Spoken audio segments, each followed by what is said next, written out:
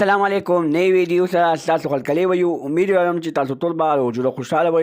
ژوند په مزو کې به وئ ډېره زیاته افسوسناکه واقعه رامخې ته شوې ده ثوابۍ مانګي کې مفتي سرداري حقاني باندې قاتلانو حمله وکړله 15 ورځې پرې وکړلې چې په هغه 15 ورځو کې مفتي صاحب په 2 ورځو باندې لګېدلی دی په هسپتال کې ډېر په بد حالت کې پروت قاتلان په هغه ټیم باندې ګرفتار شوي دي قاتلانو سره هغه وسله ګرفتاره شوې ده هغه وسله ورسره نیولې شوې ده کومه وسله باندې چې مفتي صاحب باندې ډزې کړې وې قاتلانو داسې حرکت ولې وکړو ټول معلومات در سره په دې ویډیو کې شریکوم زموږ دا ویډیو خامخا وګورئ چې پوره معلوماتونه ځان خبر کړئ د نورو معلوماتي ویډیوګانو لپاره زموږ چینل سبسکرایب کړئ تر انشاء الله خامخا ووهئ زموږ هر یوه نوې معلوماتي ویډیو تاسو ته په اسانۍ سره میلاویږي ثوابۍ مانکي کې ډېره زیاته افسوسناکه دردناکه واقعه رامخې ته شوې ده مفتي سرداري حقاني باندې قاتلانو حمله کړې ډزې پرې کړي دي په هسپتال کې ډېر په بد حالت کې پروت دی مفتي صاحب ته دواګانې کوي چې الله تعالی به صحت ورکړي الله تعالی به د خوشحالۍ زندګي ورکړي او پولیسو ته پکار دي چې دغه قاتلانو له ښه بدترینه سزا ورکړي قاتلانو له پوښتنه وکړي تاکې د چا لاستی ته چا راړې کړې تا مفتي صاحب د اخر داسې ولې 15 ورځې ویشتو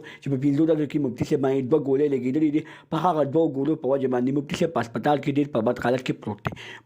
ډاکټران وایي چې مفتي صاحب بچ دی د زندګۍ ته دومره خطر نشته دی خو دواګانې کوي چې مفتي صاحب له الله تعالی زلزله صحت ورکړي چې بیا خپل بیانات شروع کړي الله دې مفتي صاحب له ښه د خوشحالۍ ډېر عمر ورکړي دغه قاتلانو ته ښه بدترینه سزا میلو شي د نورو معلوماتي ویډیوګانو لپاره زموږ چینل سبسکرایب کړئ تر انشاء الله خامخا ووهئ چې زموږ هر یوه نوې معلوماتي ویډیو تاسو ته په اسانۍ سره میلاویږي والسلام